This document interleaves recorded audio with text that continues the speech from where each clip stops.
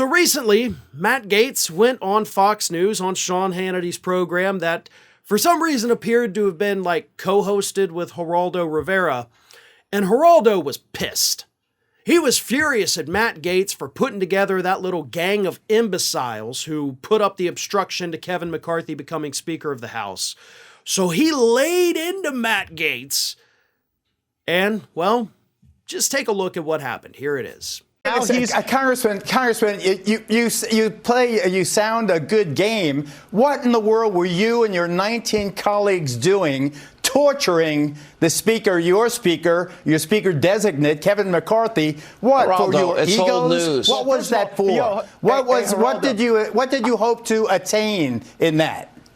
So, first of all, I got some constituents in the military that could talk to you about real torture. I don't think sitting through 15 votes quite qualifies. You are portraying yourself to the American people as a thoughtful legislator. And yet the publicity that you get characteristically, almost inevitably, is flamboyant. It's confrontational. Hold it on, has no Geraldo, let me step in here for that. Geraldo, wait a minute. Geraldo, hang on. I make a substantive argument about changes to the process, and you call me flamboyant and confrontational? He answered your question. He answered your very specific question about what he was fighting for.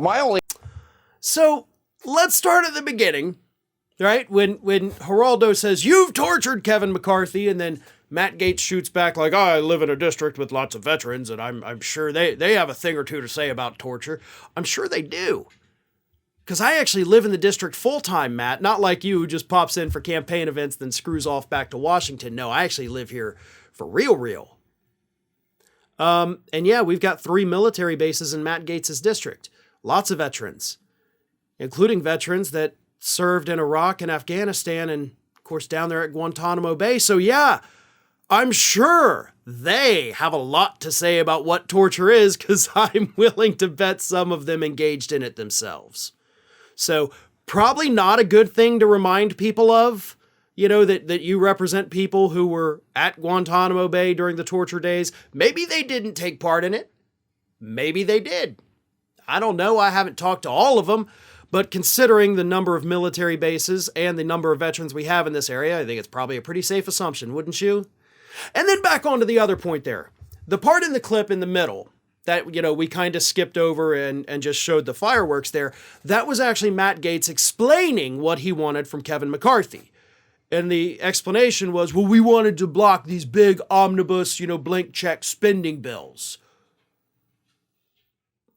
But that was actually a concession that McCarthy had already made prior to all of the obstruction. So Gaetz was not being honest with that. Like, well, we wanted this thing.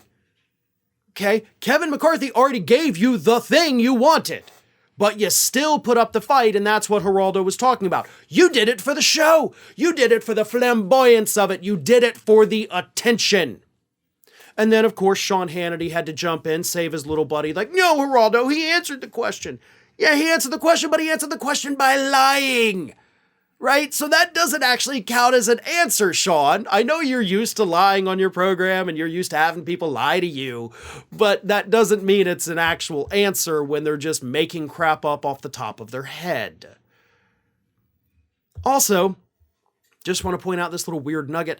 It's nice to see that Matt Gaetz has apparently been unbanned from Fox News, right? Because remember when the whole investigation into possible, you know, sex with an underage girl came about, and they invited Matt Gaetz onto Tucker Carlson's program that evening, the day the news broke, to like, let's clear the air.